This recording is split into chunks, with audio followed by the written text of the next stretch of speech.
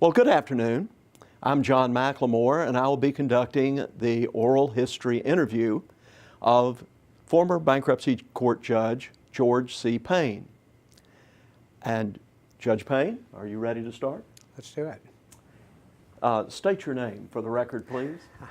I remember those days. George C. Paine II. What does the C stand for? Carter. And what is your date of birth? October 31st. That would be Halloween, 1945. And you were born in Nashville. In Nashville. How long did you stay here? My father was in the military. My mother was from Nashville, and my father was from Aberdeen, Mississippi. He had gone to Vanderbilt. He had gone to Columbia Military Academy, and then Vanderbilt to undergrad, Vanderbilt to medical school. They moved away for further training, and he was in the Army. And so I was born here since my mother was living with her parents at that time. So your dad was out of the country at that time? He never went out of the country. He was working on chemical warfare at Fort Detrick, Maryland, or something he called comical warfare. Comical. Comical. So how long did you stay in Nashville? We moved quite a bit. We lived 3 times in Boston. We lived in Ann Arbor, Michigan. We lived in Cambridge, England.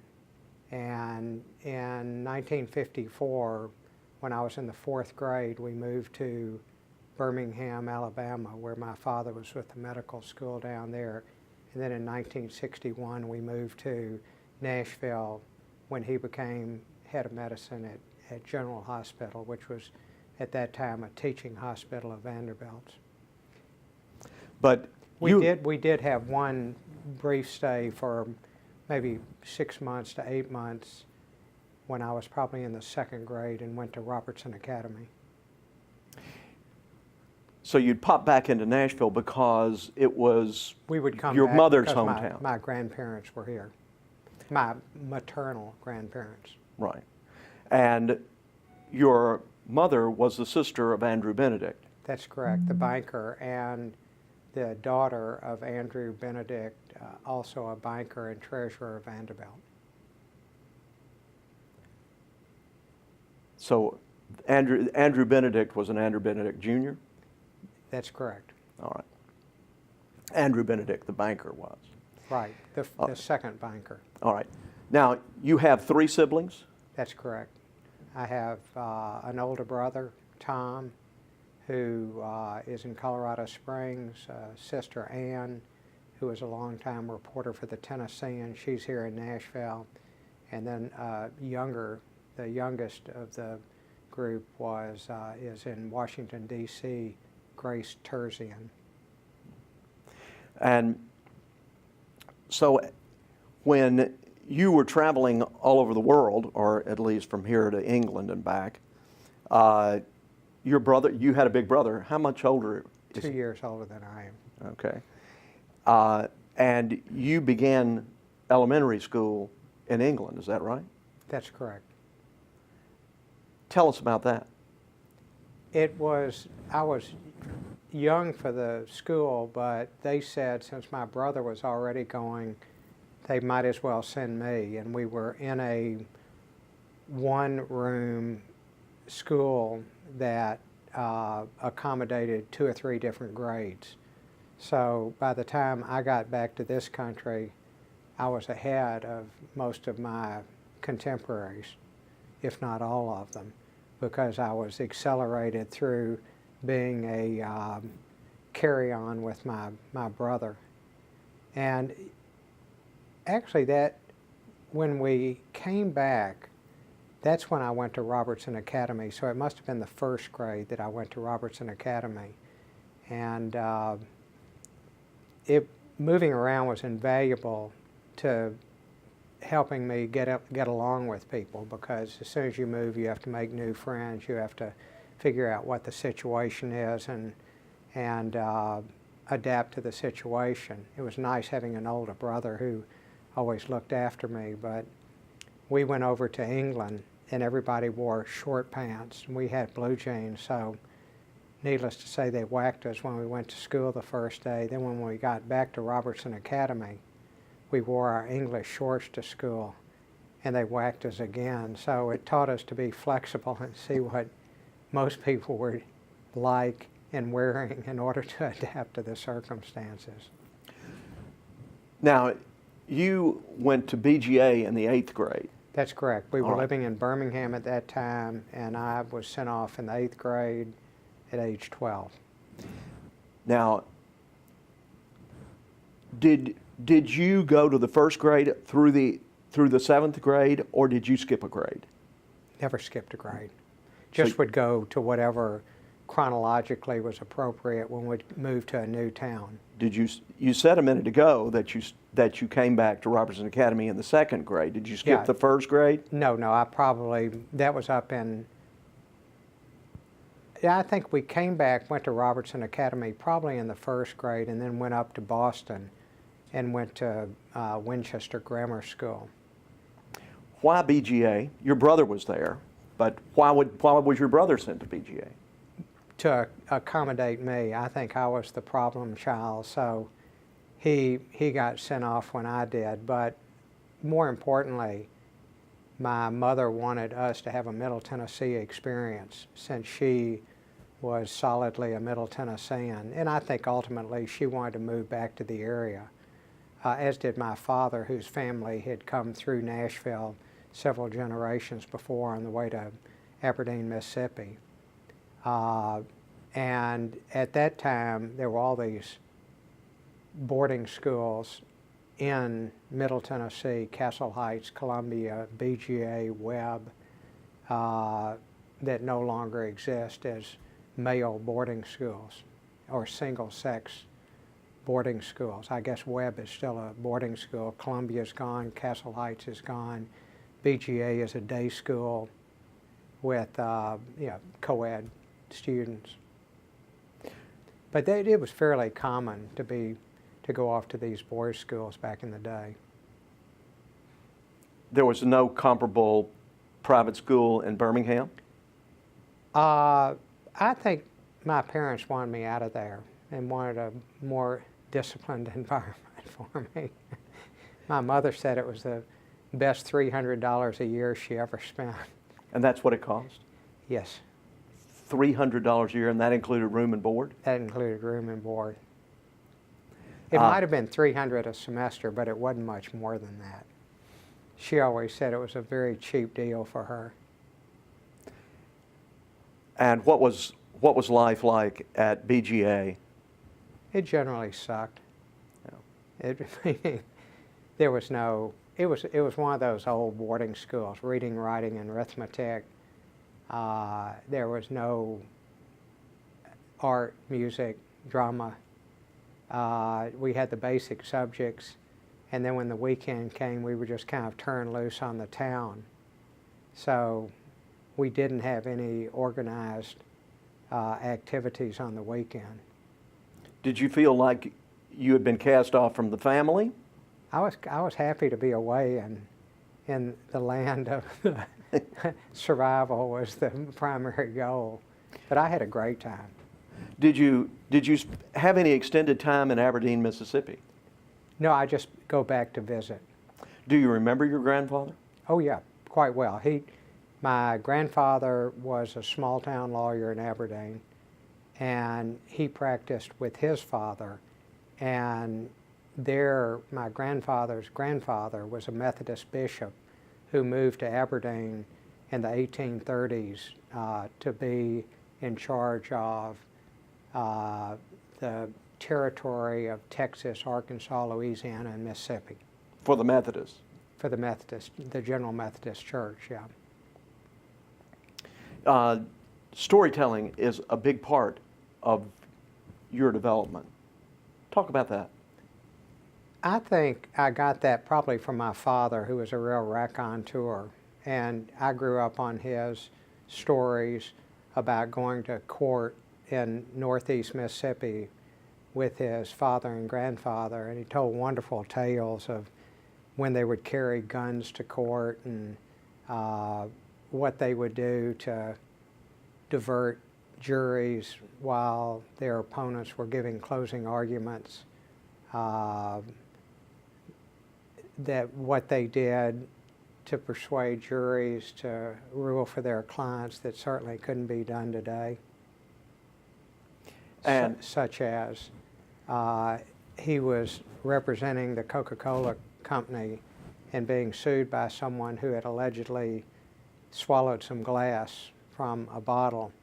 So he hired a glass eater from a local carnival who was going through town to eat a Coke bottle on the stand to show there was obviously no harm in eating a little Coke glass.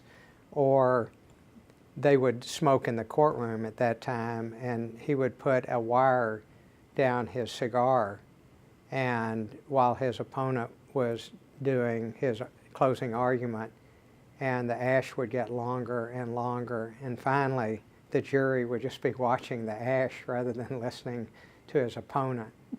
And I heard so many of these tales that obviously heavily influenced me to go to law school. And that's probably where the storytelling came from too. And my Uncle Andrew was a great raconteur also. You did not graduate from high school. I received a certificate of graduation rather than a diploma. What led to that? Everything. I was in a lot of trouble during high school, but they could never pin anything on me that they knew I had done. So as a sanction for not following the rules of the school as they would like, they gave me, another practicing lawyer here, and a business person here certificates of graduation that we gathered they just created out of whole cloth for us. And the lawyer who's practicing is David Bromell. He's with Baker Donaldson now. I saw him yesterday. He seems to be alive and well and functioning without a high school diploma. And the third was Perry Osborne, who sold his company for perhaps somewhere toward $100 million. So we've all survived without a high school diploma. And probably without making any large contributions to BGA. No, that's correct. You didn't particularly want to go to college. That's right. You were just fed up with education? No, I just was fairly aimless. And I wasn't particularly focused. I don't know if I had any plans. Back then, going to college was, your parents basically told you where you were going or what you needed to do. And so my friends started leaving for college, and my mother decided I needed to go to college to get me out of the house again. I had become a day student for the final 2 years of BGA when we moved to Nashville in 1961. And my father shared an office with a doctor who had graduated from a small school in South Carolina, and apparently they had not filled their class, and they said they'd be happy to have me. So I boarded a Greyhound bus and went to Erskine College, sight unseen and having never heard of it. It's got a really interesting name. It was an Associated Reformed Presbyterian Church, which is a fairly big sect in the Carolinas and somewhat in Tennessee, but mostly, oddly enough, in Fayetteville, Tennessee. And you stayed there for 2 years? 2 years, that's correct. Anything stand out about Erskine College? No, I had a great time down there. Do you have friends from Erskine College? Yeah, oh yeah. And it was a more rigid church environment than you would expect at a Presbyterian college such as Davidson or PC. And so I had fun, kind of going against the grain of the religiosity of the school. PC, what did? Presbyterian College. Oh. Which is in the Carolinas. Oh, I see. It's just... those were mainline Presbyterian churches, and this would I guess it was a more conservative Presbyterian. They had a schism 125 years ago over something that was probably relatively unimportant, but I'm sure violently fought over. And so you had to go to chapel?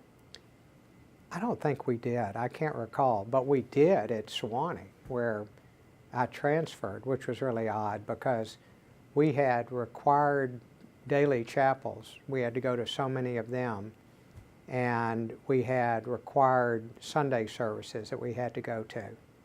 And the midday services were no problem at all because we ate family style in the dining room, and we sat in fraternity sections. So you were on your way to lunch, and you either sat outside and talked to your friends or went to chapel and talked to your friends. And occasionally the chaplain would have to ask everybody to be quiet so he could proceed with the service. So while they observed the form of religion, it certainly wasn't as serious. Well, the Episcopalians aren't that serious to begin with, but, or Orthodox. So to that time you were a Methodist? Yeah, I was a Methodist. We went to the Congregational Church at times up north, but then we went to the Methodist Church in Birmingham and West End Methodist here. And then just after having gone to Sewanee, even though I perhaps didn't listen to the liturgy, I absorbed a lot of it by osmosis, I guess. And I ended up going to the Episcopal Church here. And what was your major area of study? Political science, international relations. They had a fabulous faculty there. Anybody that stands out? There was an Arthur Dugan who actually lived next door to my grandparents in Aberdeen, Mississippi, and was the son of the small town banker. So they had done quite well, and he must have gone up east to school, but then became a Rhodes Scholar, and he was a tournament level tennis player. So when he came back from his Rhodes Scholarship, he ended up at Sewanee. And another of I had three great political science professors. Professor Gilchrist was another professor who had gone to either Oxford or Cambridge. And then the other was, I'm drawing a blank right now, but they were all brilliant people who could, were not only entertaining lecturers, but could quote Gilbert and Sullivan at length and, make the classroom come alive. And is this where your George Paine, the diplomat, comes from? It's George Paine, the person who has an interest in foreign policy and foreign affairs. And it comes directly from? From Professors Gilchrist and Dugan. But you were still going to be a lawyer? Oh, yeah. But you were also going to be in the Army if you didn't watch out. What year are we now, 67? I got out of Sewanee in 67 with a diploma. And that was the first year we didn't have a deferment for law school. They needed warm bodies, obviously, for the draft. And so they did away with graduate school deferments and only gave them to guys who were in med school, divinity school, and veterinary school.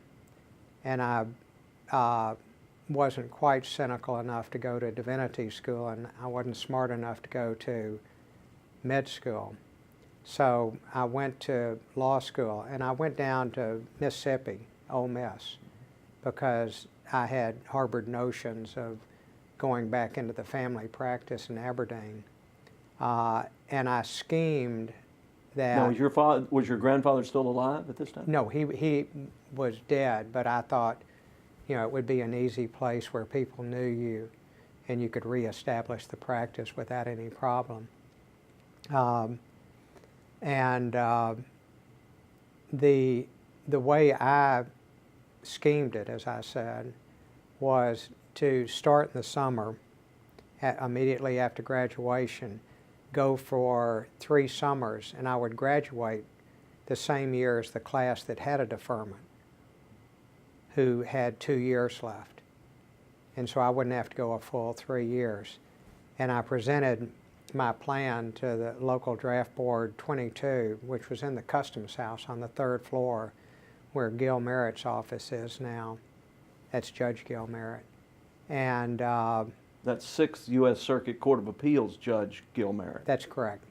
Former Chief Judge of the circuit, Gilbert Stroud Merritt. And they didn't think that much of my plan. So while it had quite a bit of logic to me, it didn't have much logic to these ladies in the draft board. And they were some mean hombres. I mean, they were drafting a lot of people, meeting their quotas, and they didn't look kindly upon people like me who seemed to be attempting to get out of fulfilling what they considered my obligations. So in the spring of my first year, I'd gone 1 summer, 1 semester, and it was the spring of my first year, the 2nd semester first year, I was told I was going to be drafted. So at that point, I signed up for a program in the Army where you were obligated for your 2 years, which is what the time a draftee would spend, and you would go to OCS if you wanted to.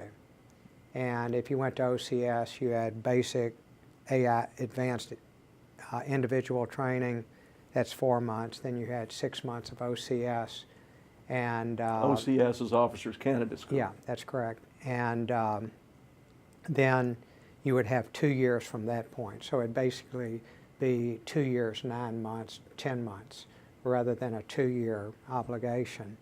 And once again, thinking I was cleverer than the Army, but backing up, I'll never forget Sergeant Johnson, who was the person who told us about this in Oxford, Mississippi, said since we were in law school, and this happened to a group of us, that we would be in the Adjutant General's Corps, which is the clerk typist corps of the Army, or JAG Corps, the Judge Advocate General's Corps, since we had a year of law school. And he said, and it doesn't matter, but we have to put down 1 combat arm, so they just threw in the infantry. And it was the first time someone lied to me in the Army, but certainly not the last time someone did. But what we were going to do, and several of us went off in this, it was called the College Op Program option. You would go to your first 4 months in Fort Dix, New Jersey, and they had never sent anyone to Vietnam, even though it was infantry. They all went to Germany to fulfill the infantry requirements in Germany. And once again, maybe I was too clever by half, but after 2 months, they sent me to Fort Leonard Wood by mistake. And when I complained about it, they said, get it fixed at Fort Leonard Wood, which was, of course, pushing me down the line, which they're very good at. Now, Fort Leonard Wood is in Missouri. In Missouri, and that's where the combat engineers That's are correct. trained. So I did my second 2 months of combat engineering, after which, at that point, I was a private first class. I got orders to Vietnam, so I complained and said, well, I'm entitled to OCS under the College Op program, assuming I would go to engineering OCS. And they said, fine, you want OCS? How about infantry OCS? So I ended up at Fort Benning. And the home of the infantry. Yeah, going through infantry OCS. It's officer candidate school is 6 months, and then you're assigned to a unit, but I became a tactical officer at OCS for 4 months, after that, 4 or 5 months, and trained officer candidates. And I also, I think I signed up for every school the Army had to try to avoid Vietnam. We believed in the light of the end of the tunnel. I signed up for airborne school, so I went to jump school down there, which was an extra 3 weeks. And then I signed up for Ranger School, but they said I'd have to enlist for an extra year, and I wasn't going to do that. And in basic training, I recall I signed up for chaplain school. But the Army is a great experience to teach you who other people are, how to deal with bureaucracies, how oftentimes you're a pawn in the government apparatus. So it was a great experience for me. At Fort Leonard Wood, did you learn anything like how to drive a bulldozer or run a crane or anything? No, you were a cog, and the bulldozer would have been for the sophisticated enlisted guys. We learned how to tie knots and carry parts of a bridge to a river and put them together at someone else's direction. And there were 3 college graduates in my training group, you know, more realistic of the people that were serving or being drafted at that time, unlike Fort Dix, which had a lot of the OCS, the college op people. And I was 1 year in the Cub Scouts, and we had rope knot tying, and a sergeant was yelling at us at how to tie these knots, and everybody else could tie the knots quickly except the college graduates, and they bumfuzzled us, and so we got extra yelling and calisthenics because we didn't know what we were doing. Plus, they had identified us as college graduates, which is not a good thing. Why do you think you were selected as a tactical officer? I've just gone through all my letters from Vietnam and the Army, and one of my TAC officers thought I would be really good at it. And I guess it was flattering because you know from military school that it's a lot of pressure creation and harassment to see how people operate under pressure. And whether that's a good training technique or not, I don't know, but that's what we did. So we would keep people up to all hours. We would give them, you know, numerous tasks that they could never finish, and see how they developed into a team and how they performed individually. And we were constantly rotating the candidates, which I had done when I was one, in leadership roles. And twice a week, we would have everybody rate each other. And they were called bayonet sheets, and you didn't know what I was saying about you, because I would write what I thought about everybody else's leadership skills and turn it in. And the TAC officer would never tell the people who had rated them and how they had rated them. But it was, for the most part, I think, relatively accurate. And you were fairly honest. And because we took pretty seriously the role that we were going to be fulfilling as infantry platoon leaders when we got to Vietnam. And we didn't want incompetent people making life or death decisions for people. Do you think you might have been chosen because you clearly were not going to be a martinet? You know, we were taught, leadership can be taught, as you know, having gone to a military school. And they teach it at West Point, Annapolis Air Force Academy. And you can be a persuasive leader or an authoritarian leader, which kind of can slop over into being a martinet. I think I was chosen because they knew I realized it was a big game, and you did what you had to do and did the best you could do. But in the long run, you lived with your decisions. So I think they saw me as someone who operated that way, and some of my other TAC officers were authoritarian. but I always found I was more of a persuasive leader. Did you fly or get on a slow boat to Vietnam?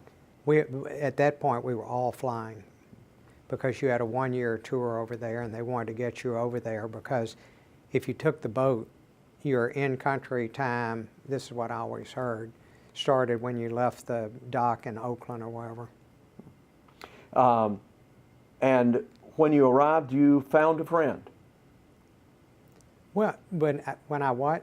When you arrived in Vietnam, Yeah. you found a former high school classmate. Yeah, that's right. I went into the replacement depot in Cam Ranh Bay. You flew into Tan Son Nhut Air Force Base, at least if you were in the southern part of the country.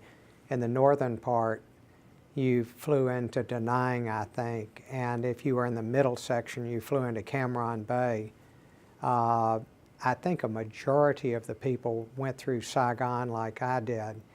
And at the officer replacement depot, I found someone who had been a year or two behind me at BGA.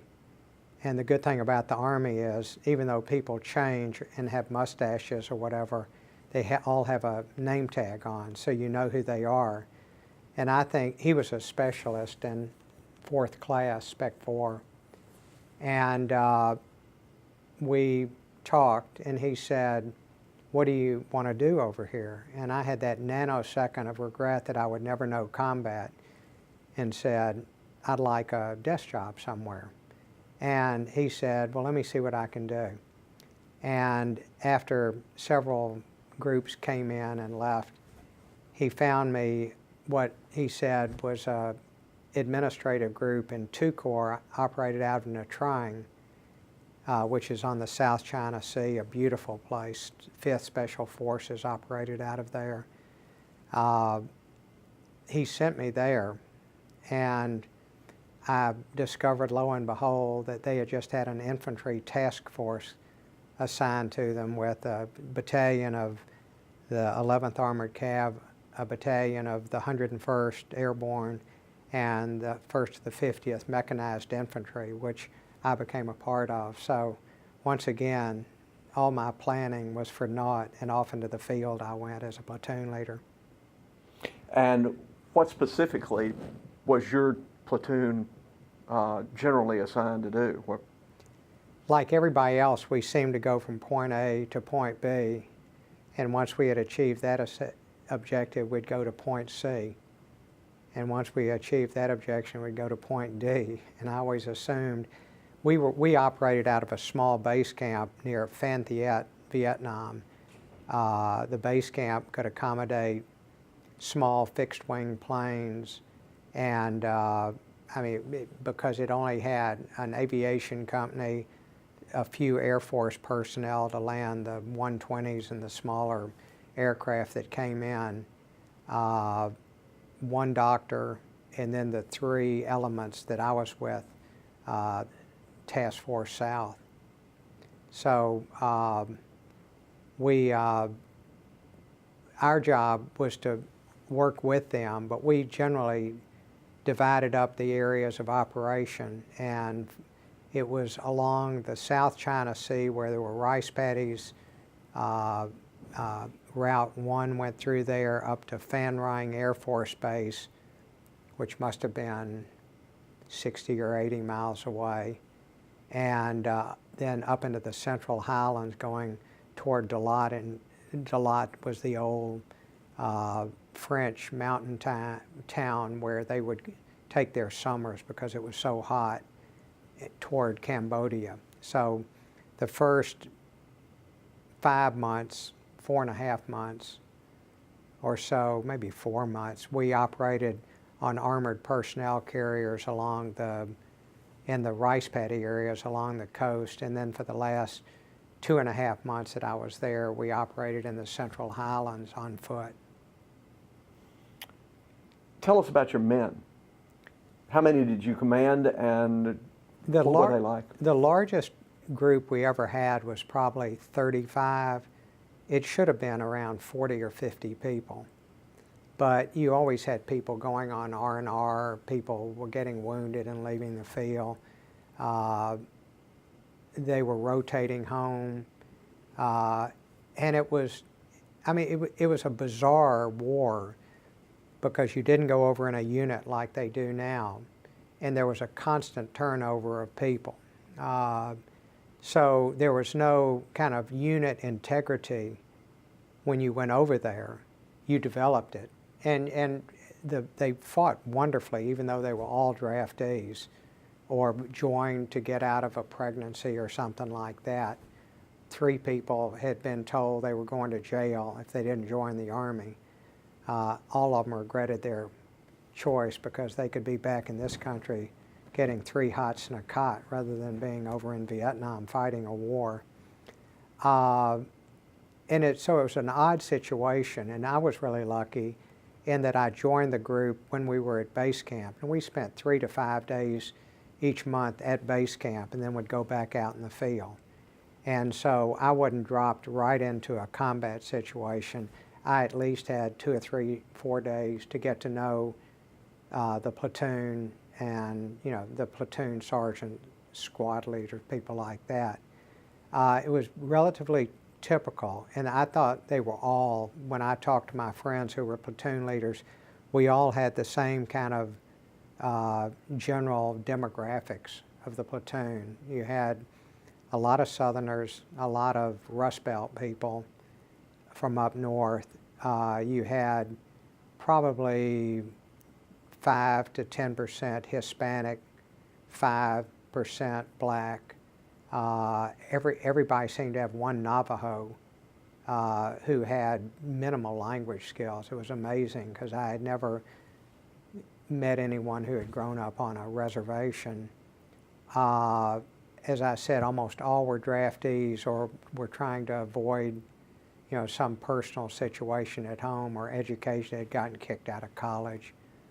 But that was a fairly typical group. And when I was wounded, when I left the field 6.5 months later, there were only probably 13 people in my platoon because I was wounded with about 5 other people. And we were down to around 19 people at that point because they were not sending replacements. So as our attrition occurred, we weren't getting new guys in. But there was always that continuous infusion of new guys prior to that time. You won the Bronze Star. Yeah. For saving the life of your platoon sergeant. Mm-hmm. Tell us a little bit about that. Well, that was a situation where early in the morning we had a radio relay team up on we were in the Central Highlands. We couldn't put the entire platoon on top of this ridge where we could have communication, so we had to have a kind of a radio relay. So I sent maybe a half a squad up to man the radio relay, and they were ambushed up on top of the ridge or mountain, whatever you want to call it. And we had a reaction force going up to reinforce them, save them, whatever you want to say. And we were ambushed. Later, obviously, we realized that it was planned to hit them and then hit us as we came to help them. And so my platoon sergeant, who was a great guy, was leading it. And so he was cut down, and I, having watched enough John Wayne movies, knew I could just rush in, pick him up, and carry him off.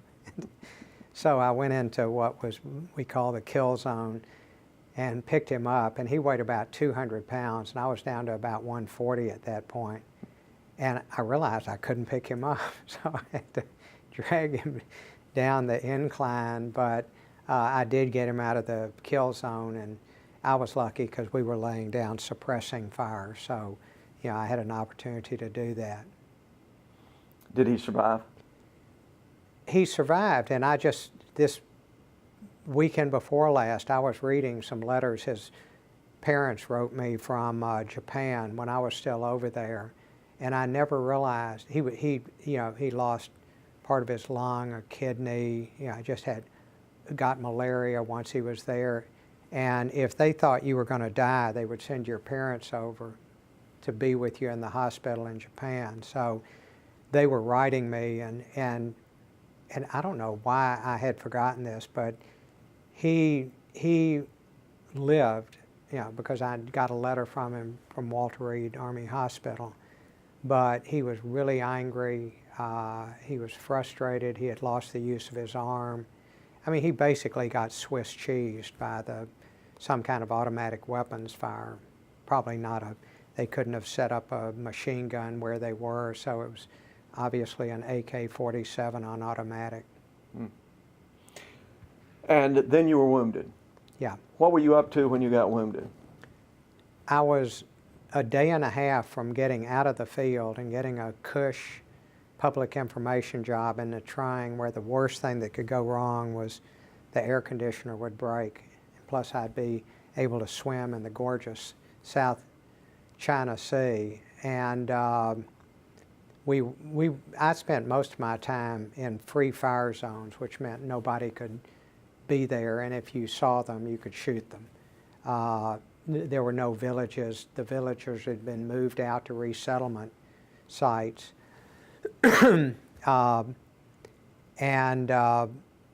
We were going into an area where we think it was some NVA had come in recently, because we had run into them a couple of days before, and they had left the site, so we were going in to check it out. It was bamboo hooches and stuff like that. All right. NVA? North Vietnamese Army, who were the people you didn't want to see. You didn't mind seeing the VC, the Viet Cong, who were the local guerrillas, because they would shoot and run. And unfortunately, the NVA would stay around to fight. So we had a lot of respect for them as soldiers. They were just really good soldiers, dedicated. They believed in what they were doing. And so we were going into this built-up area, and my two, what we call Kit Carson scouts, people who had been VC and then given themselves up, were now working for us, and they were wonderful scouts. They could tell you where people were 50, 100 meters before you got to them, because of their finely attuned sense of smell and just their knowing the jungle that we didn't know. It was a fairly alien terrain for us.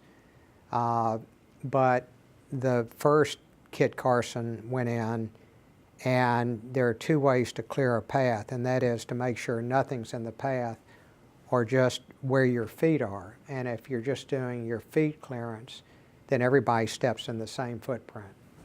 And the second Kit Carson scout tripped a booby trap. It was probably a Chi-Com or Chinese communist hand grenade, and it went off. He thought the guy in front of him was clearing the whole path, and the guy was just doing the footprint clearance. And so the hand grenade, assuming it was a hand grenade, went off and injured 4 of us. And your back was turned at the time? It knocked me out, and I had internal injuries, some scalp wounds, which was good because I got one of those wraps, and you need a wrap if you're injured. When you come back to base camp, it looks a lot better than internal injuries that don't show a lot. I had a severed colon and some kidney damage. So when I came to, since my stomach cavity was punctured, I was having trouble breathing. And this is where I paid the piper for telling people who I thought were going to die that they were going to be okay. The medic, I was the next to last person treated, once I came to, and the medic said, "You're going to be okay, you're going to make it." And I thought, I told people that, and I didn't believe that at all. So I just thought, he's lying to me, just like I did. So But when I came to, one of the Vietnamese scouts was propped up on my stomach, covered with blood, jabbering away in Vietnamese, pointing to, all of the blood. I was trying to tell him in English to get off my stomach because I couldn't breathe. So you find all these comical things that happen, even in situations like that. And I had even the same situation when I was in the kill zone of the ambush site, saying, WTF, I can't pick up this guy, like they do in the movies. And so a medevac came in, and medevacs are wonderful. I mean, we kind of spread out because you always make sure it's not the beginning of a bigger ambush or something. And I just found a magazine when I was going through my stuff where they were medevacing me out. It was an article on medevac pilots in 2 Corps, and I demanded to know where the officers section was. But you do that to cheer up the other guys who are wounded. So, and it seemed like a good line at the time, but it did make the reporter in the plane picked it up too. So I had an ear for those things. But you did survive. You went to Japan. Yeah. And I spent 2 months at Camp Sama Army Hospital in Japan. And then you came back to Vietnam. Why is that? Well, I mean, you had the $1 million wound, didn't you? Yeah, I had the $1 million wound. And at that time, if you were an officer and had 5 months or left when you got back to in country, they let you out. And if I had gone back when I was wounded, I would have 7 months left, and I'd have to stay in the Army. So I wanted to go back to the public information officer job in the Trying, where I would deal with the air conditioner and things like that.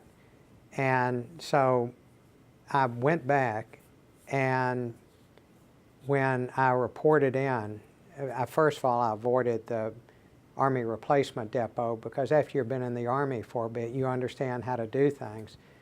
You're supposed to check in. I didn't check in, so I just went over to the in-country desk at Tan Son Nhut and told them I wanted to go to Nha Trang, and they don't care. They just put me on a plane to Nha Trang, and I went into where I was supposed to have the job, and I said, I'm here for my job, and they looked like they had seen a ghost, because they had expected me back immediately if it was a minor wound, and when I didn't come back, they assumed I died. And they said, we thought you were dead. We named an area of operations after you, A.O. Paine. So they said, but we don't have the job. Things are cutting back. And I thought, why should I stay over here? A rocket will come in, kill me, and everybody will think, what a dumbass. He didn't have to go back. And he went back and he was killed by a rocket. So I said, I think I'm gonna go back. So I caught a helicopter down to Cam Ranh Bay, which was probably 50 miles from Nha Trang. And you just go to a helipad, and they'll load up anybody who wants to go in any direction if the helicopter is going there. And I went to the officer replacement depot where a plane had not come in that day, so there was no one to report in. And at this point, I had a nice mustache, and it was obvious I was a veteran because I had my combat infantryman's badge on. And there was a E7 sergeant behind the desk, and he said, could I help you, sir? And I said, I have a complaint. I said, I was badly wounded. I was supposed to go home, and they sent me back to Vietnam. And if you know the Army, nobody wants someone else's problem. Yeah. So the sergeant said, sir, you don't need to see me, you need to see the colonel. And so the colonel came out, and he said, look, I don't know what happened, but here are orders where you can go anywhere in Vietnam for 30 days, come back, and that will be the date you were originally supposed to leave, and we'll let you go home. I said, that'll work. And so where did you go on this vacation? I went to Saigon to see friends and a couple of other military bases. So I had a good time, so I was unattached. And then I had hoped to come back to the Armed Forces Induction Center here in Nashville, or Vanderbilt ROTC, but they sent me to the 82nd Airborne, which was not where I wanted to go because I had to jump out of airplanes, and they were always on ready reserve for some, hot spot around the country. I think one battalion or one brigade was always on 24-hour notice to react to some flare-up around the world. How long did you stay at Bragg? I was there about 5 months, 4 months, 4.5 months, 5 months, something like that. And did you get to go to any banana republics and straighten things out? No, I think I would have refused to at that point because there was nothing they could do to me. And so I said you went back to Bragg. You said you went to the 82nd Airborne. They're synonymous. Yeah, the 82nd right. Airborne is at Fort Bragg. Yeah, that's correct. Okay. And I then got out of the service. I went to Europe for about 4.5 months and backpacked around, and then went back to Ole Miss. And how long did it take you to finish up there? 2 years. And I probably, at that point, I decided I had seen Northeast Mississippi, and I knew Nashville, and said I'd rather be in Nashville than North Aberdeen, Mississippi. So I looked at Vanderbilt and UT. Now, wait 1 second here. You're on the campus in the United States where there are more beautiful women than any other concentration of females anywhere in the world. And you just wipe this off. I went to law school at Ole Miss. Yeah, well, I wanted at that point, I was 3 years behind my contemporaries, and I figured I'd better start making contacts if I wanted to practice in Nashville. So I looked at UT and Vanderbilt, and that would take 3 years because they said I'd been out of law school too long to give me credit for my first year.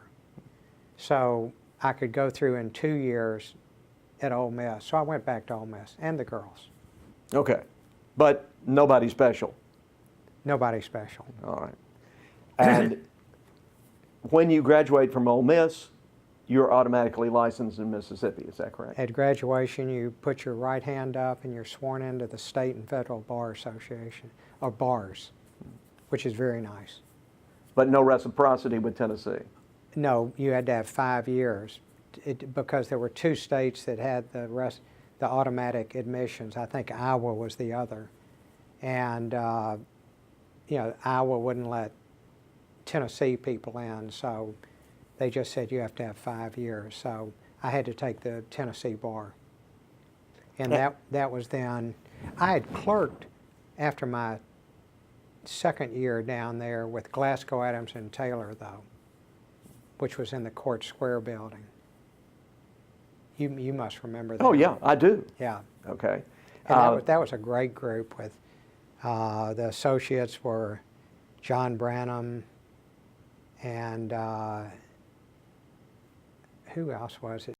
Fisher, Mike Philbin. Philbin. And I think Fred Cowden was an associate. And that was great fun. Right. Gino Marchetti was not there yet. No. Okay. And that's when I started enjoying what I saw, in the Nashville legal community. And back then, as you'll remember, they didn't try cases in the afternoon. The trial courts only did morning trials. You remember that, don't you? I don't, but that's another part of my life. I covered the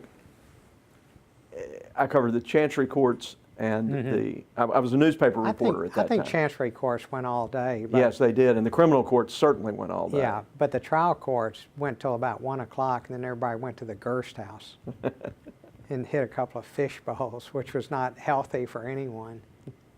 But you ended up with Isidore Schulman, Louis Pride. That's right. McCarley. Because they weren't hiring. So Branham wasn't. Glasgow Adams. Glasgow Adams Taylor. So I've reached out to law firms, and I was never so grateful as in looking for a job. And it's not like today where it's really hard, and you knew you were going to get something somewhere. And people were really great, talking to you. And I remember going to,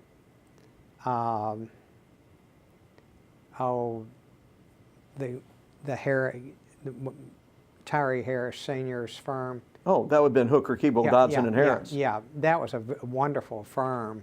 And I remember Mr. Keeble said, if you can't find anything else, come back here and we'll figure out what we can do.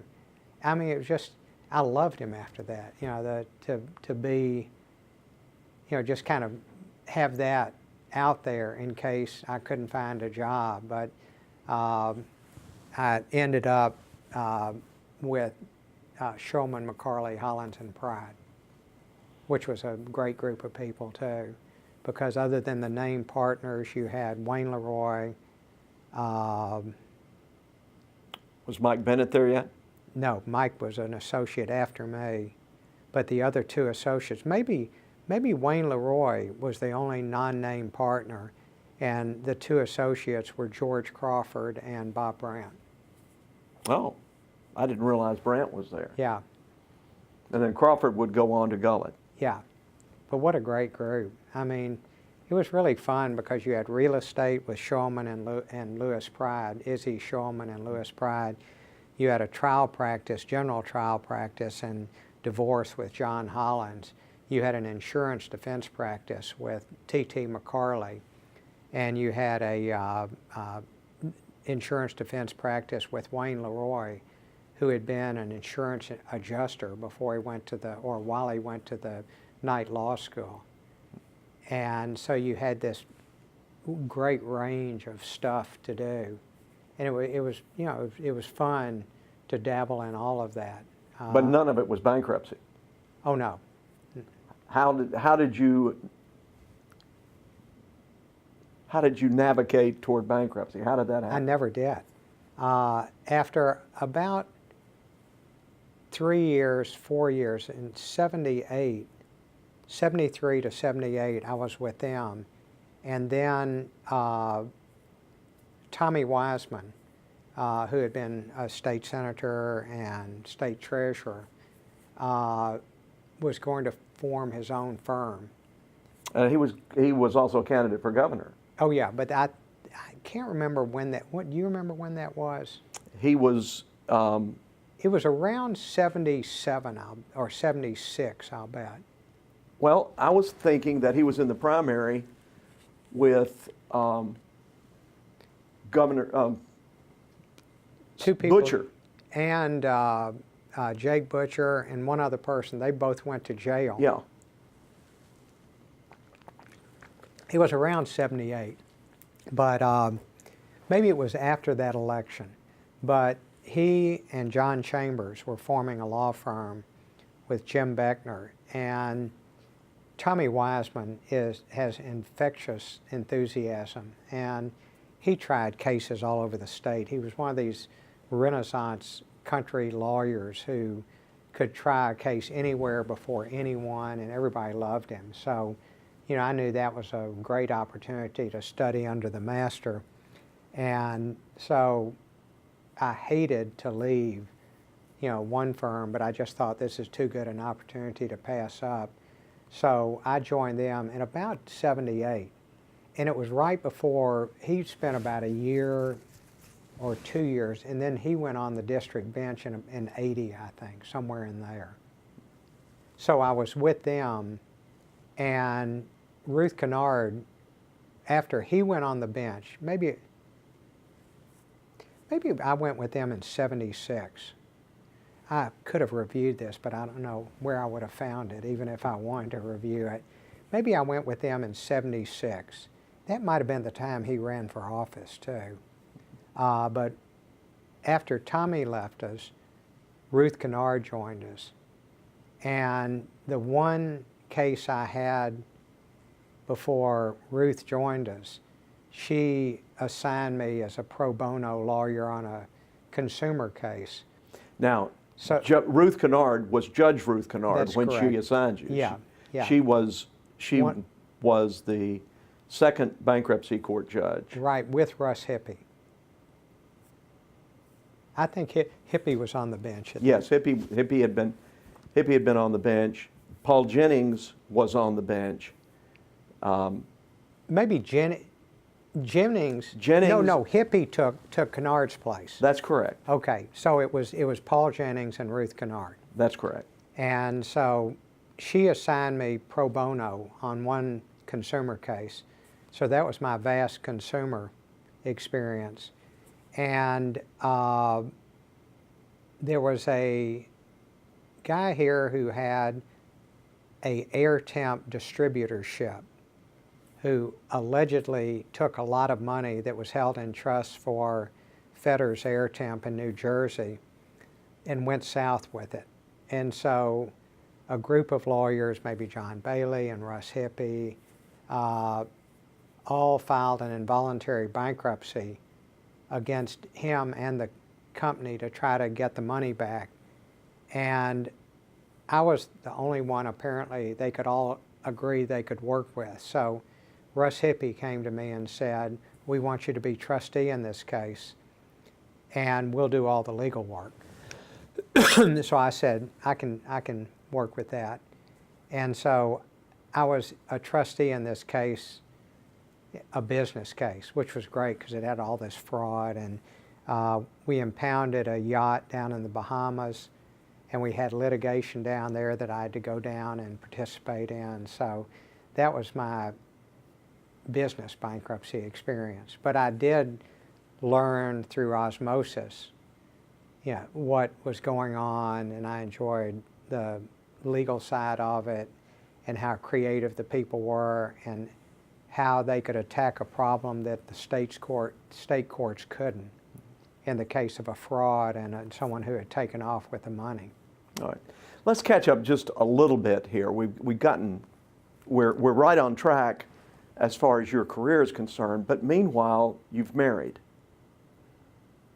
I have? Yes, you have. I know, sorry. Yeah, well, when I got back,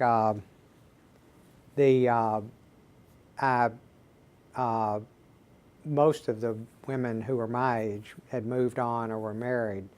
So I was developing a list from different people, like I'd say, tell me 3 or 4 girls you know, and one of the girls who was on, cross-referenced on a couple or 3 list was Ophelia Thompson. So I cold called her and she wondered who this person was, and she turned me down a couple of times, which didn't bother me, needless to say. After being in combat, a turn down from a woman is the least of any problem. And so she finally agreed to go out with me. Her mother advised her that my father was short, so don't wear heels. And we went out and ended up getting married. According to her, you went to Hockland Hills. She remembers. That's true. And she laughed all night, she said. That's true. And your initial recollection was that you were able to get the date on the first call. No. I think she's right because. Yes, I'm talking about the games that one's mind plays. Oh yeah, I figured she was easy pickings. She laughed so much. And you married relatively quickly after that. Yeah. First date was on 4th of July, something like that? I think it was, because ice was on the ground, Hockland Hill. It was probably January, and we were married in November. All right. And that was what year? Now you sound like my wife. Probably 75. Could have been 74. Don't let her see this.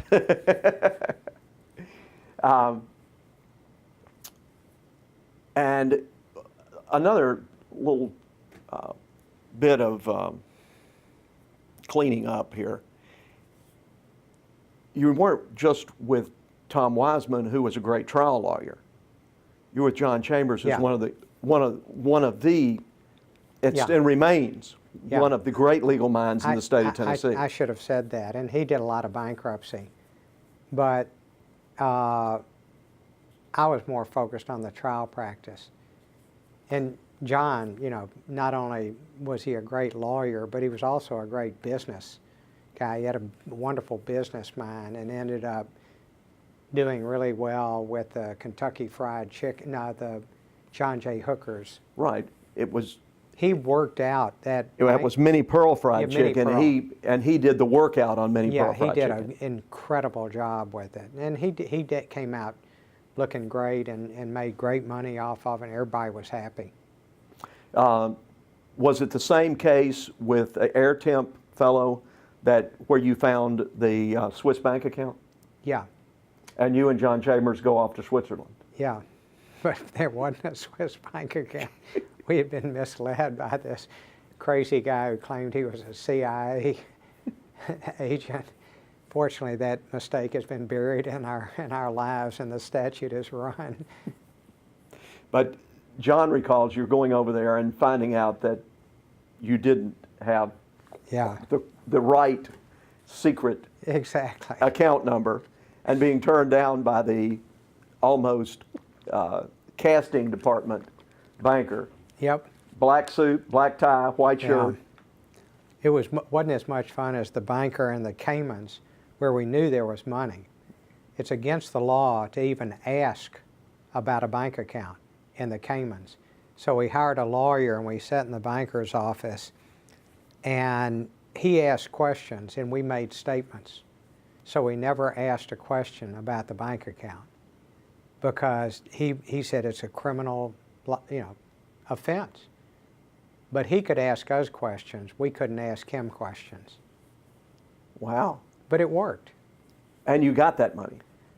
We knew it was there. I can't recall whether we got it or not.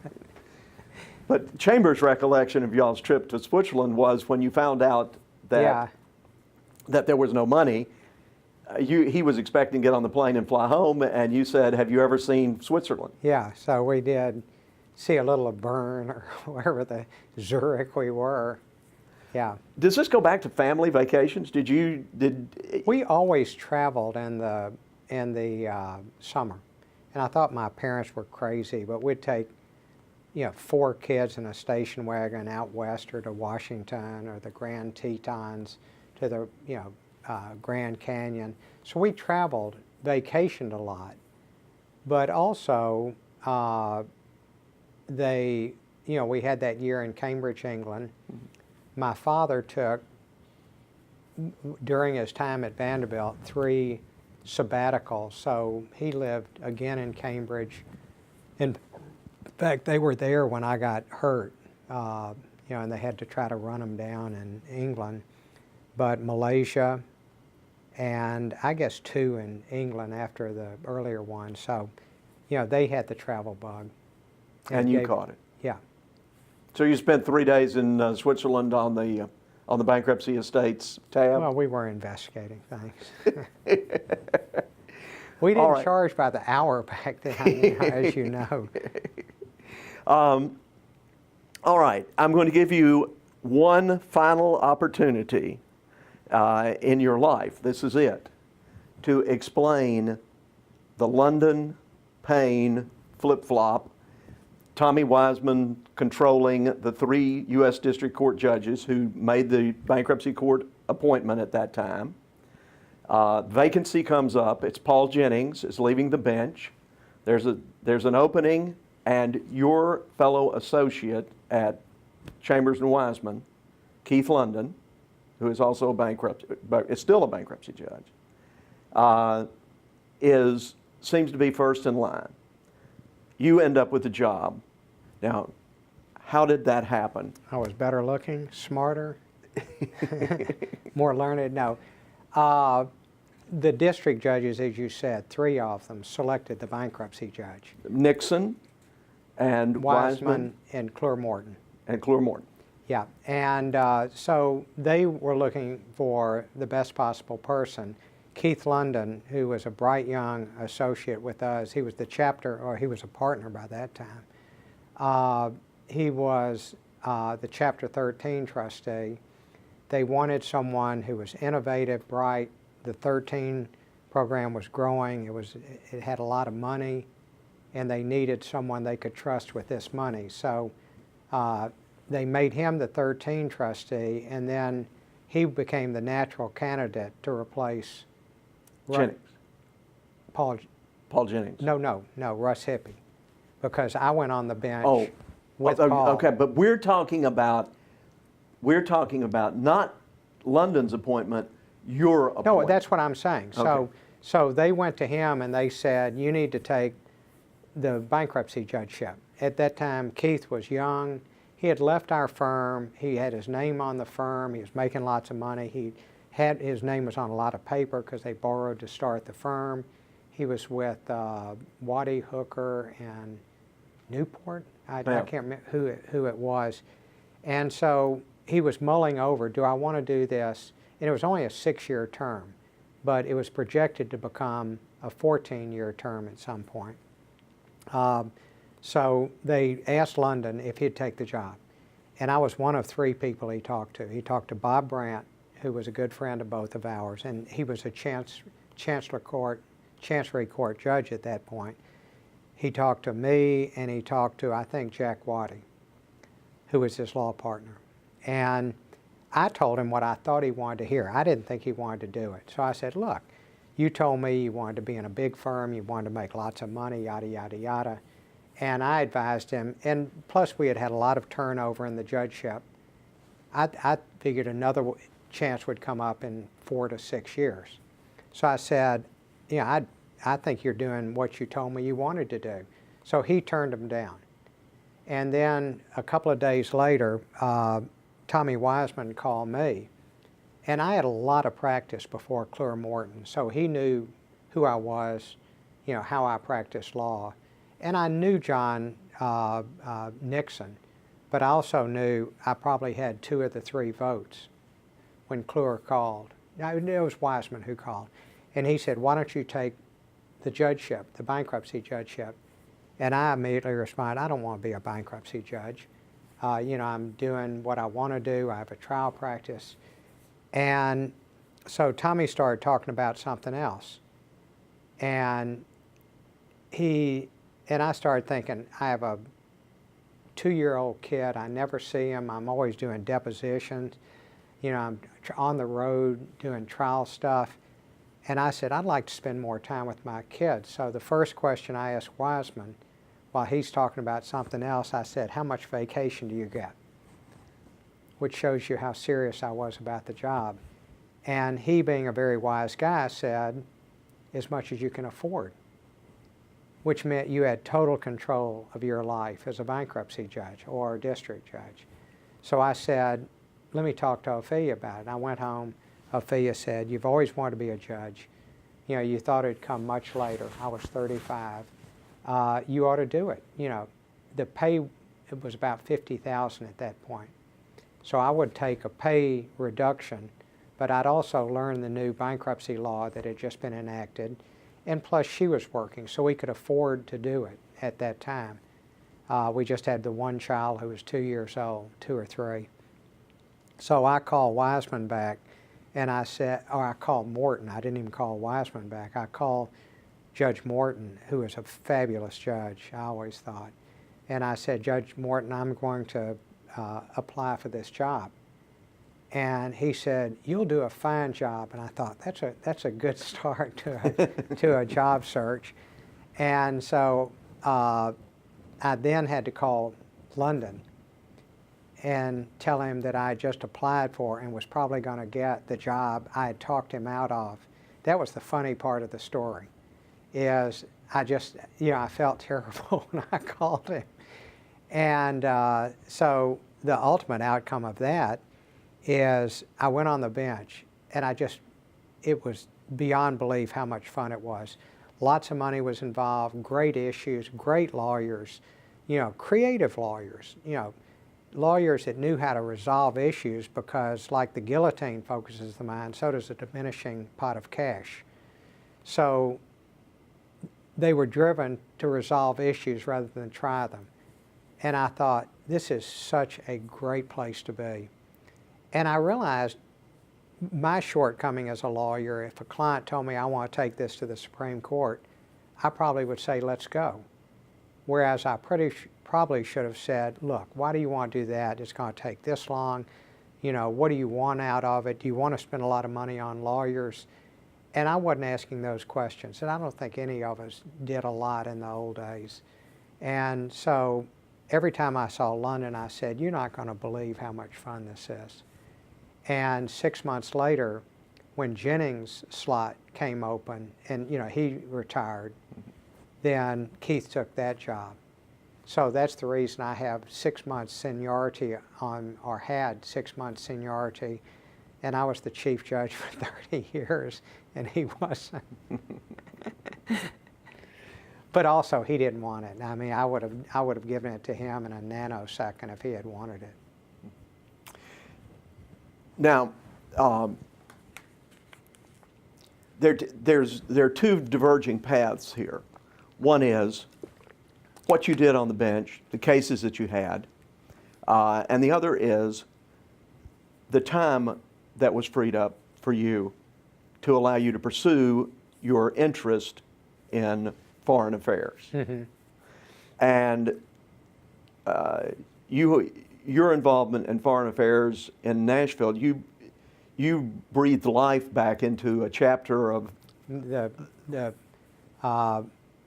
it was the Nashville Committee on Foreign Relations that Senator Henry had been head of, and Senator Sasser, and Bo Stewart. And I know we need to push this along, but it was interesting. As far as the court goes, with Keith and me on the bench, we adopted a lot of new practices and made the court a lot more efficient. We started having motion days. You know, we kind of removed ourselves from Chapter 13. We tried to expedite the trials as much as possible with creative pretrial procedures. And so we made a much, much more efficient court, and one that worked a lot better. Just because, and we stole ideas from not only the state court here, but all over the country. When we heard of someone doing something that saved lawyers time and clients money, we would adopt it. So we did a lot of tinkering with the structure of the court, which freed us up to do things like what I really enjoyed, foreign affairs, you know, travel, and programs. And so on the Nashville Committee on Foreign Relations, we would have a speaker every month from a foreign country or Washington or ambassador, whatever, and which was incredibly stimulating for me. And I took a lot of trips with that group. We created them aircraft carrier visits to Cheyenne Mountain out in Colorado Springs, MacDill Air Force Base to Special Ops, and Central Command, where they did all of the stuff in Afghanistan and Iraq. And also I was involved with the Council on Foreign Relations in New York, which is a great membership organization. So that allowed me to do that. But and also the greatest thing I did, and I think all judges ought to do it, is I took the sabbatical to Croatia for 2.5 months to work with their commercial courts. But I did it after, you know, my two colleagues agreed to take my caseload so there wouldn't be any reduction in time to trial or on motions, resolving of motions. And I told the district court, chief district judge, and the chief circuit judge that I was doing this, and they were fully supportive. So that was great. After having done what I did for almost 25 years, I took a break and totally rejuvenated my energy and love for the job. So that kind of covers the foreign relations. Well, I don't think it fully covers foreign relations. Your involvement with the USAID program carried over into the court to fellow lawyers. Yeah. At last count, you went on projects to Russia, Uzbekistan, China, Hong Kong, Panama, Taiwan, Bulgaria, Macedonia, Romania, Croatia, The Hague, and Slovenia. Yeah. Anywhere else? that you can think None of? that I can. Did you have China? Yeah, China's on there. Okay. Yeah, and also other Nashville lawyers would do it. The clerk of court would do it, and it was to help nascent democracies and nascent commercial entities, as they went into the marketplace system, figure out how to do it if they could do it. So we worked with judges and lawyers, and it was great fun. And we even established a sister court program with the Zagreb Commercial Court, which is the court in the country with 55 judges. But we had a ceremony with Mayor Purcell, Carl Dean, who was the legal advisor, and the chief judge of that court, the president of the Zagreb Commercial Court. We did fun things like that. But that promotes an international rule of law, so it was fun doing stuff like that. And no country can have stability in its government unless it has got commercial law. That was always the gospel I preached. I will remember you speaking to Law Day one year, and making the comment about Russians and bankruptcy law, and you said before you can have bankruptcy law in Russia, you first must have accounting. Yeah, Russia was astonishingly corrupt, and it was so sad. The people who do the job over there, there's telephone justice where they're told what to do, and it'll probably take them a generation or two to have a rule of law. Unlike the Eastern European countries that at least have known an overlay of commercial law in the past 100 years. They've never known it in Russia. Let's talk about some of the cases that you had. Let's take the other road, the road untaken thus far. The cases that made a difference, the cases that fascinated you in the bankruptcy court.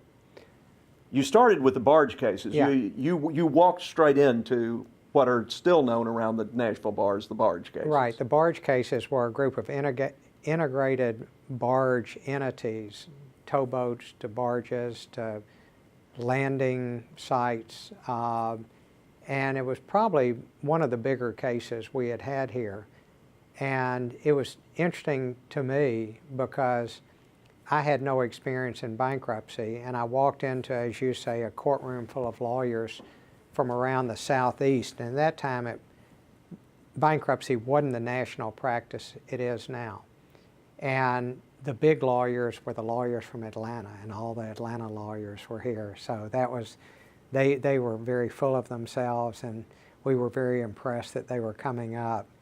And it was a courtroom full of litigants and lawyers, prominent lawyers. All of the Nashville lawyers were in there. And every time I went to court, whether it's general sessions, trial court, Chancery or Circuit, Court of Appeals, Supreme Court, I had butterflies. And it was so interesting walking into this hearing with no butterflies, even though I didn't know what I was doing. And you realize, that's when I realized the control aspect of the court, because at any time I could say, let's take a break, and I could go out and ask my law clerk, what in the hell are they talking about? Or I could look it up. No one was asking me questions about it. I was the one that asked the questions. And it told me that I'm going to really enjoy this job, because we had some great issues in that case. We had some fun issues, and they were critical to the lives of a lot of people that were impacted by these cases that were, the whole thing was created by the gnomes of Zurich creating the tax shelters of the barges to sell to doctors. And they ended up buying way too many tax shelters and putting them into the stream of commerce that just disrupted the whole system, plus we had a downturn.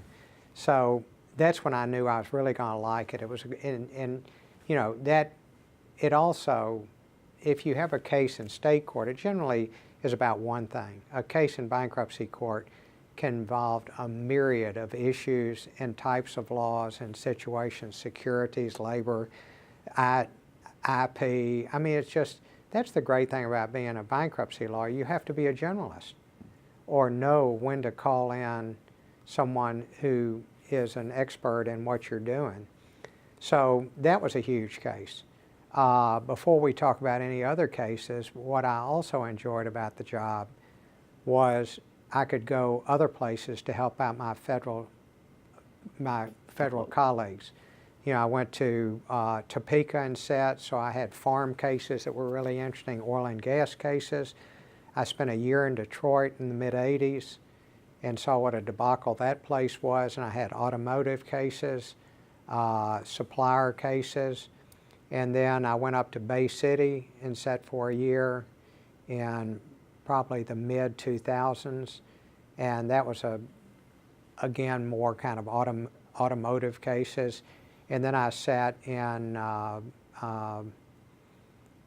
Maryland to help out a judge up there, which was more Tennessee type cases. And lastly, Keith London, my colleague, and I went over to help Clive Bear out. I think Clive started the case with the Southern Industrial Banking Company cases. And we were assigned the thousands and thousands of cases of people who thought they were putting money into a bank account when they were in fact buying a document that secured their loan. And it was a loan rather than a deposit in a bank. But when they walked into these entities, for all intents and purposes, it was a bank. It was called a bank. You know, they had a deposit book, and it was a complete fraud. And so the trustee, quite properly, filed a lawsuit to recover all of the money, since they were people who had drawn out money and gotten a preferential transfer in the case. And it was great because we went over there and basically had our first hearing in an auditorium. And we had groups of lawyers, we had their clients, then we had all these people that were pro se, people who were representing themselves, didn't understand the process, just wanted to tell us how unfair it was, that it was all their retirement money. They had put, you know, they were getting an extraordinary rate of interest. And it was... Let's stop right here and just inject.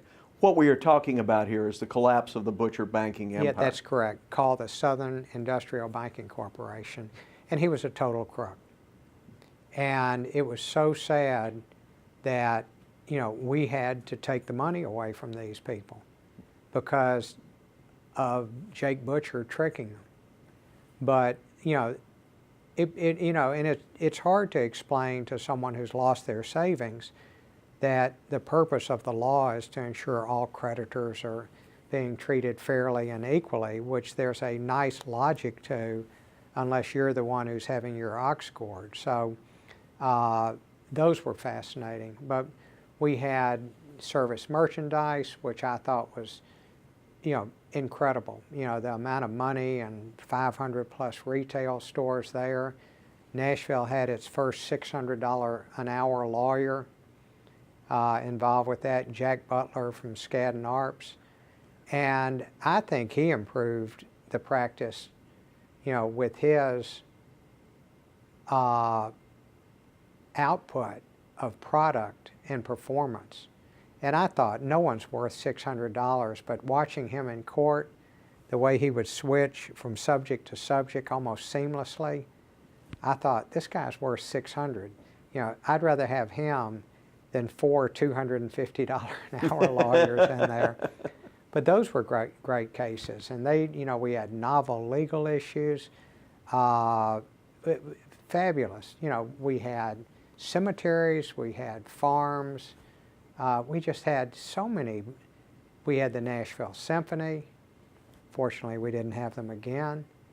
But it was just, I never imagined how much fun a court could be with this menu of different subjects. I mean, I felt, I think I went on the bench thinking I'd like to go to the district court. And after 5 or 7 years, I wouldn't have gone on the district court.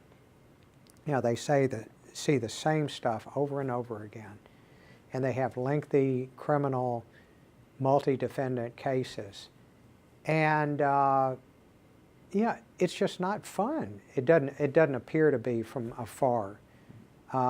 We had such great cases. No one went to jail. I sent 2 people to jail, and they were both lawyers, and I didn't like it. It was contempt of court. And I just, I thought I would not want a steady diet of sending people off to jail. But, I mean, I could not imagine a better place to spend 30 years.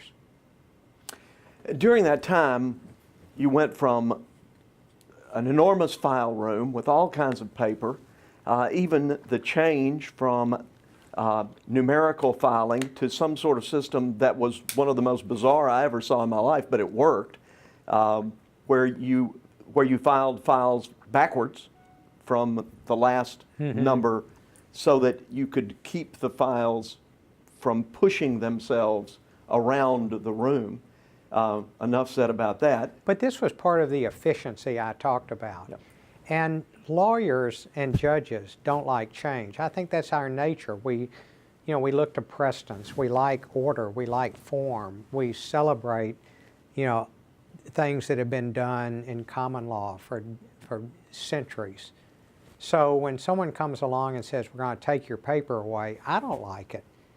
And I just couldn't imagine how this would work. And Keith is a computer nerd, so he was all over it, and he was a great person to push me into it. And I like to experiment, but I never imagined how it would make us more efficient, how you could file things from your office.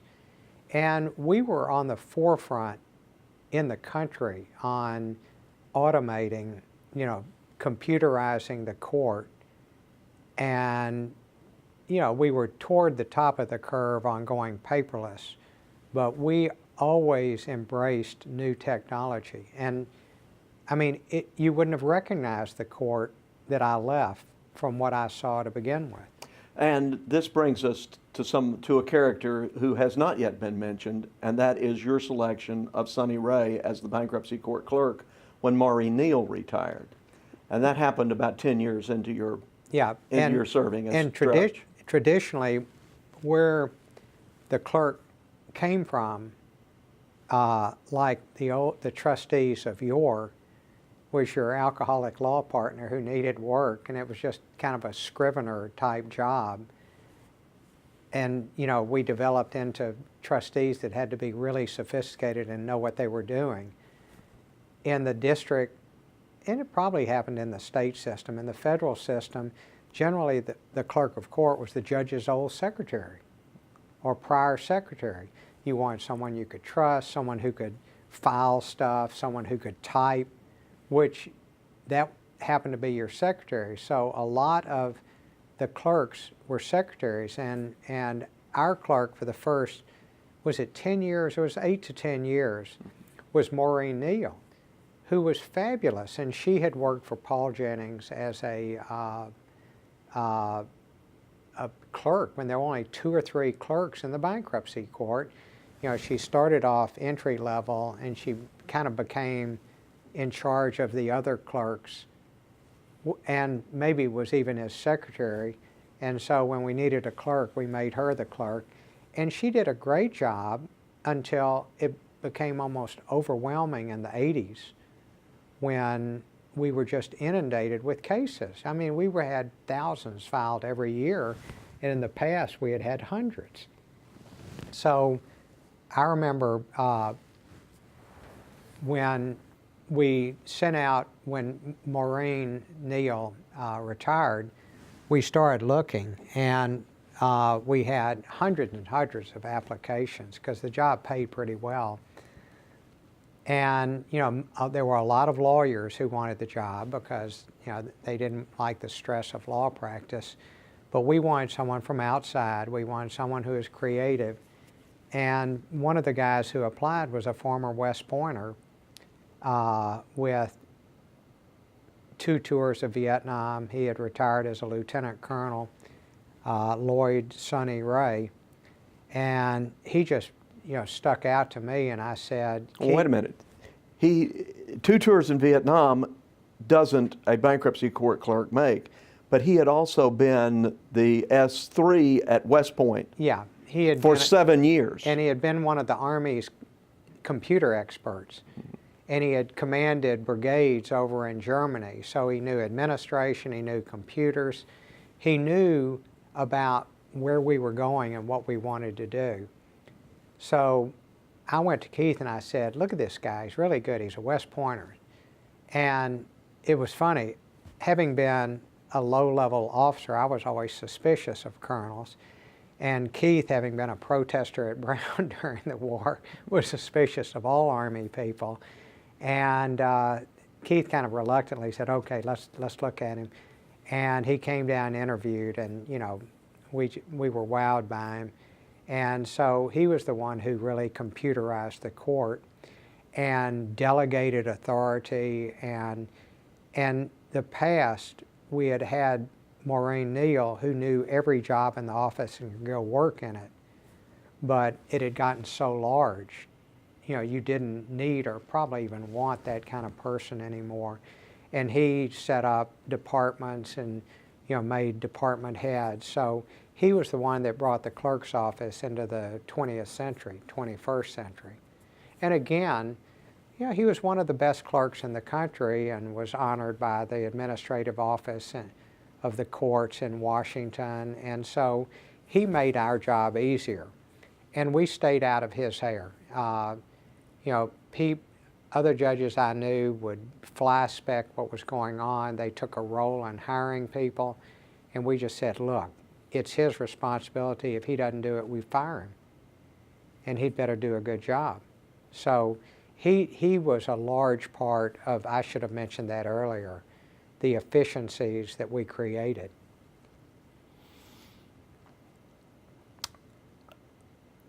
Is there any incident in your day-to-day work as a judge that just stands out when you think about the 30 years that you spent on the bench?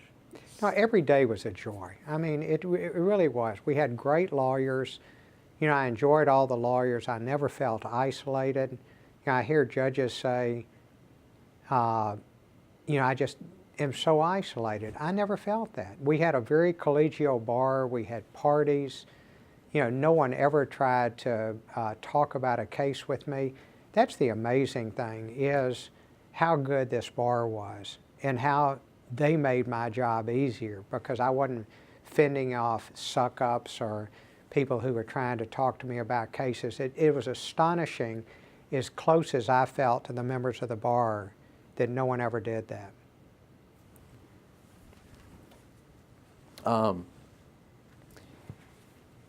Let's change our approach completely for a minute and talk about some other things. You were born in Nashville, but you traveled everywhere. Educated not in Nashville. You returned to Nashville by choice, thought it was the best place for you. Where do you think Nashville will be 50 years from now? What do you think it'll be like in Nashville? I hope it'll still have the same feel it has now. When I get on a plane in New York and Washington, I expect to see people I know. But this town has been blown wide open. It used to be, as everybody would say, a son-in-law town. It was good to be from here and know people. You went to Vanderbilt. That was kind of the career path to success. You worked for a bank or an insurance company. If you wanted to be wired, you were in the Rotary Club or Belmead Country Club or something like that. None of that means anything anymore. We have extraordinary people coming here, and I think it was the healthcare explosion that provided that to us. I mean, they were the ones that I think fostered the entrepreneurial spirit we have here. It made hundreds of people millionaires. And other people were drawn to this. And because they were entrepreneurial and had computer skills, it didn't matter if you went to LSU or to Wichita State or Pomona, wherever.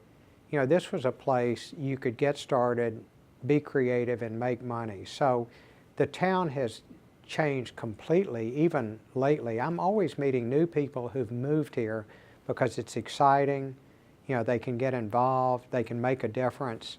So it still has a small town feel, and that's what I was talking about. I hope it still has that small town feel. But I think we're going to continue to grow as a center of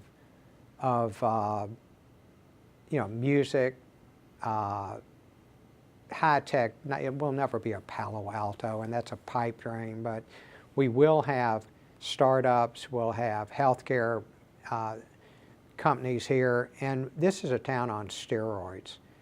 And I think in 50 years we will continue to grow. We've always had, knock on wood, incredible leadership in the town. The last 3 mayors have been beyond belief. And Bill Boner left us, you know, money in the budget. I mean, he was a great steward of the money. So we have consolidated government. That's part. I mean, I think that's a large part that's guided us where we are today. So, you know, we have had extraordinary leadership. We have great schools here. Belmont, David Liscombe used to be sleepy church schools. They're incredible schools now and part of the educational fabric, just like Vanderbilt is. So I think this is a great time to come to Nashville. My older son came back after 4 years in New York, 2 years in Philadelphia, 4 years in San Francisco, and he's with a healthcare company. And we wondered if he would come back with his involvement in finance and healthcare. Our younger son, who's with a startup in San Francisco. Let's talk about the name of your older son. Okay, Carter Paine. All right. And my younger son, Thompson Paine, is with an educational app startup with 12 to 14 people, and they get over 20 million hits a month. And he had spent 3 years in China. He worked with the embassy for 2 of those years. I never imagined he'd come back. He has a law degree, doesn't he? What's that? He has a law degree. He got a JD MBA from Stanford. And I was quite happy he went into bankruptcy because I don't know how functional the law school, the law firm model is these days. That's going to be interesting to see where that goes. But I never imagined he'd want to come back. He's telling me about all these interesting people who went to school elsewhere. He still has all his friends here, but he also has all these new people who he's gotten to know that make it an exciting place that he might eventually want to live. So I'm so high on Nashville and think it's just going exactly where it needs to go. What's your greatest disappointment with the city?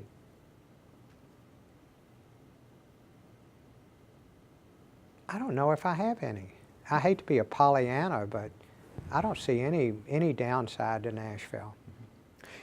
When I think of George Paine, and I practiced before you for the full 30 years, I had some great victories. I had some disasters where you go out in the hallway and kick yourself. But nonetheless, I was there. But when I think of George Paine, first thing that comes to my mind is one night I walked past the television set and there's George Paine walking across the campus at Sewanee with Desmond Tutu. And I'm saying to my wife, what are the two of them talking about? You have met a lot of people, a lot of really extraordinary people. And you have the ability to talk to anybody. You talk to a fence post.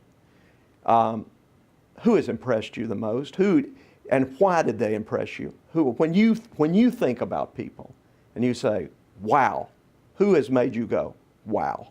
God,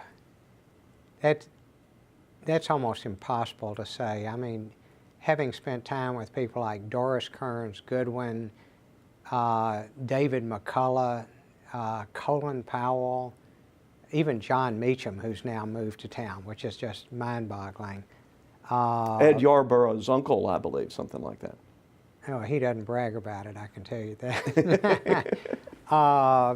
You know, going to the White House and meeting people like Clinton and Reagan. I mean, extraordinary people. Getting to know senators through work on judge issues in the Congress.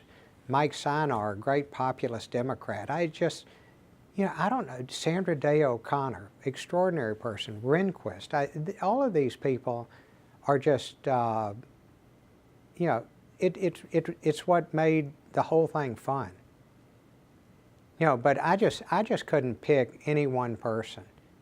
And we have great people in Nashville. I mean, you know, people like John Sigenthaler, Gil Merritt, Jim Cooper. You know, the judges are all great people. I'm not going to pick one over the others, but it's just been a great ride.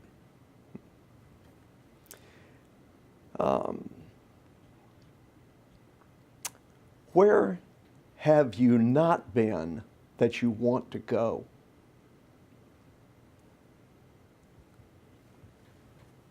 I have not deprived myself of anything travel-wise. We're going to Wales for a walking tour in May, and then maybe Burgundy this fall. But I can't say that. I've been all over the world, and I've loved most of the places. I'm now into more easy travel now. I'm not going to do the exotic travel I did back in the day, going to Western China and stuff like that. I like my creature comforts too much. So I'm going to take a pass on that question too. You're well known, not perhaps as well known as Freddie Russell, but you are well known for your practical jokes. You've done a lot of goofy things in your life. You were a young judge, according to your buddy in Aberdeen, Mississippi. What's the name of the bankruptcy judge? David Houston. Yeah, I'm going to need to go get my cars. Okay. We're about finished. Okay. All right. What's the most satisfying practical joke you've ever pulled? Whew. There have been a lot of them. I think one of the more fun ones before I went on the bench was I was on a military boondoggle with Tommy Wiseman out to Colorado Springs, and we were staying at that great posh hotel out there, and it was a great group. We closed down the bar, or the group did, at 2 or 3 in the morning, but I had a case coming up before Clure Morton, so I had to go back and work on that, and I felt like I had a cold coming on. So I did a variation of the Freddie Russell joke. You know, I went to my room, said good night to everybody about midnight, 12:30, and you know, picked up the phone when I got to my room and said I'd like a wake-up call at 7:30, whatever it was. And I said, just a moment. Okay, I'll tell him. And I said, and Judge Wiseman like one at 4:30.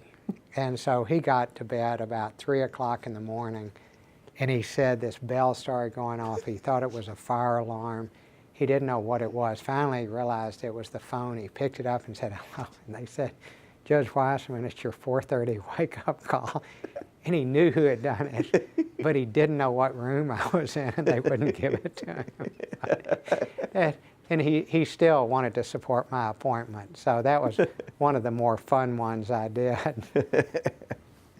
All right. And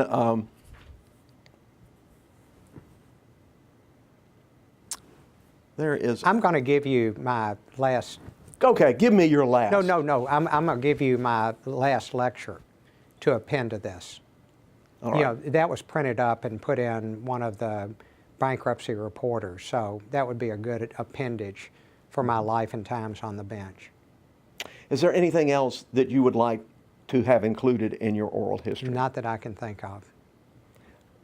If you append your last lecture, I will append my That's great. I was thinking about that too. We need to do that. Yeah, there my might profile. be some overlap, but Yes. it'll work. A room full of Paines. Yeah. Okay, is anything else that you would like to say as part of your oral history? Court is adjourned. Good day. Thanks a lot for doing this.